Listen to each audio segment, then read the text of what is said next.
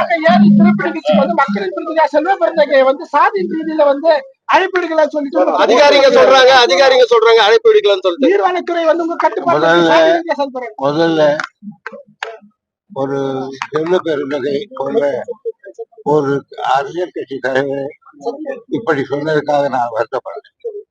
பொதுவா உண்மை என்ன செஞ்சு பேசணும்.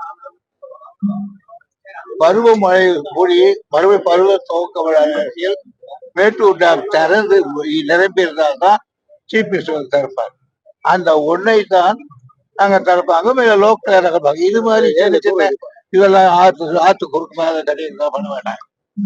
அதுக்காக அவர் வந்து அவ்வளவு பெரிய சொல்லி கூப்பிடணும்னா கூப்பிடலாம், அது ஒரு தப்பு கிடையாது. என்ன இது யாருமே கூப்பிட மாட்டாங்க. ஏரியா நான் கேட்கிறேன், காவேரி ஏரி பண்றாங்கன்னா அது மாதிரி அது தேங்கி இருக்கு. அதை கொண்டு வந்து இப்படி ஒன்று செய்திருக்காரு. அங்க ஒருத்தங்கிறான் இங்க ஒருத்தங்கிறான். நான் ஒண்ணு சொல்றேன், அங்க ஒருத்தர் இருக்கான், அவனால தான் சொல்ல. அவர் பேசுனதுதான் எனக்கு வருத்தமா இருக்கு. அவர் பேசுனது, அவர் பொறுப்புள்ள அமைச்சர், மூத்த அமைச்சர், ஒரு மாபெரும் இயக்கத்தின் பொதுச் செயலாளர் இப்படி பேசலாமா? அப்படி பேசுறது எனக்கு ரொம்ப வருத்தமா இருக்கு. அதோட முடிஞ்சு போச்சு. நான் வந்து பத்திரிகையாளரை சந்தித்து எந்த பேட்டியும் குறையோ குற்றமோ சொல்லல. நான் பேசிட்டு வரும்போது யாரோ ஒருத்தர் களவுத்தனம் செஞ்சு எடுத்திருக்காரு. அது யார் எடுத்தாங்கன்னு தெரியாது. நான் பேசிட்டு வரேங்க, இந்தியா கூட்டணியுடைய தலைவரோடு பேசிட்டு வரேன், அந்த பகுதியோட தலைவர் கூட. அதை பின்னாடி ஒருத்தர் முன்னாடி ஒருத்தர் எடுத்து போடுறாரு. அதுக்கு நான் பொறுப்பாக முடியாது. என்னுடைய தனி அறைகளை நான் சொந்த கருத்துக்களை என்னுடைய தோழரோடு நான் பகிர்ந்து கொள்வது, அது பத்திரிகை செய்தியாக்குது, வருத்தம் அளிக்கிறது ஒன்று. அது முடிஞ்சு போச்சு. ஆனா இவர் ஒரு மூத்த அமைச்சர், நான் மதிக்கக்கூடிய அமைச்சர், பெரும் மரியாதைக்குரியவர். அப்படி பொதுவெளியில நான் பேசினது அவருக்கு வருத்தம் அளிக்குதுன்றார. நான் ஒரு மக்கள் பிரதிநிதி, ஏறக்குறைய 4.5 லட்சம் பேர் அங்க வசிக்கிறாங்க, வாக்காளர்கள். அந்த மக்களால் தேர்ந்தெடுக்கப்பட்ட சட்டமன்ற உறுப்பினர். நான் வந்து என்னை கேட்டுட்டு தரேன்னு சொல்லல, எனக்கு யாம்பா ஒரு தகவல் சொல்லலன்னு சொல்றேன்.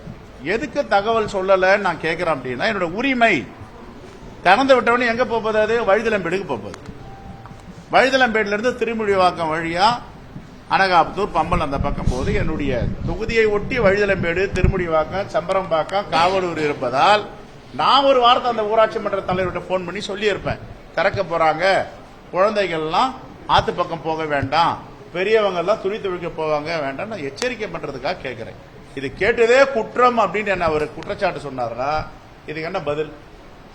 நான் மீண்டும் மீண்டும் சொல்றேன், மதிக்கக்கூடிய தலைவர் அவரு, அப்படி சொல்லக்கூடாது. அதாவது ஆட்சியாளர் என்பது வேறு, ஆட்சியாளர் கீழே அதிகாரிகள் என்பது வேறு. இந்த அதிகாரிகளை கேட்பதுக்கே அவருக்கு கொடுத்துக்க முடியலன்னா அப்புறம் நான் என்ன பண்ண முடியும்? நான் கேட்கறது ஏதாவது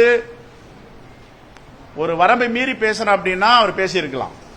நாங்க எப்பவுமே வரம்பை மீறி எந்த காலத்திலையும் பேச மாட்டோம். எங்களுக்குன்ட்டு ஒரு அளவுகோல் இருக்கு, எங்க உயரம் என்னன்னு தெரியும்.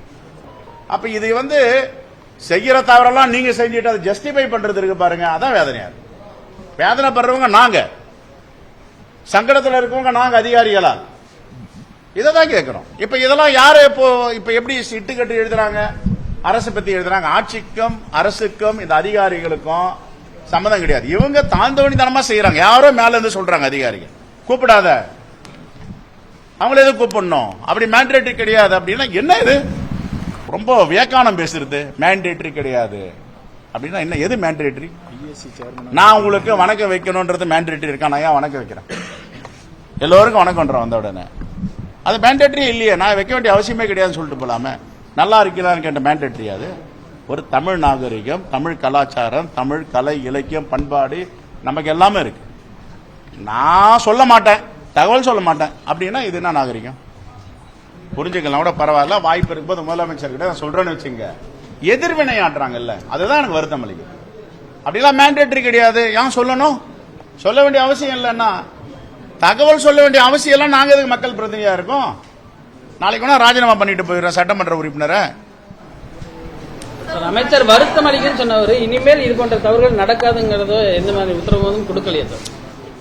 அதுதான் என்னுடைய வருத்தமே. வேற யாரா சொல்லியிருந்தா கூட ஜூனியர் மினிஸ்டர் சொல்லிட்டாங்கன்னு போலாம். ஒரு மூத்த அமைச்சர், நான் மதிக்கக்கூடிய அமைச்சர் அவரு. நாங்கெல்லாம் அவரை பார்த்து நிறைய ரசிச்சிருக்கோம், அவருடைய பேச்சை ரசிப்போம், அவருடைய நகைச்சுவையை நசிப்போம். இதையும் நகைச்சுவையா எடுத்துட்டாரு அப்படின்னு தான் வருத்தம். இது நான் சொல்றது சரியா தவறான்றது அவங்கள சொல்லட்டும். என்னுடைய எதிர்பார்ப்பு என்ன, தண்ணி திறந்து விடுறீங்க, ஊருக்குள்ள போகுது, ஆத்த ஒட்டி போகுது, நான் மக்கள்கிட்ட போய் சொல்லணும், இன்டிமேட் பண்ணுங்கன்றோம். நீ இன்டிமேஷனே கேட்க கூடாது, நான் எதுக்கு உங்ககிட்ட தகவல் சொல்லணும், மேண்டேட்டரி இல்லைன்னா இது என்னது? இதான் வருத்தம். ஒரு நல்லாட்சிக்கு ஒரு சில அதிகாரிகள் செய்யும் தவறால் நற்பெயருக்கு களங்கம் வந்துவிடக்கூடாது என்ற அர்ப்பணிப்பும் ஆர்வமும் ஏக்கமும் தான் எங்களுக்கு இருக்க, அது தவிர ஒன்றும் கிடையாது.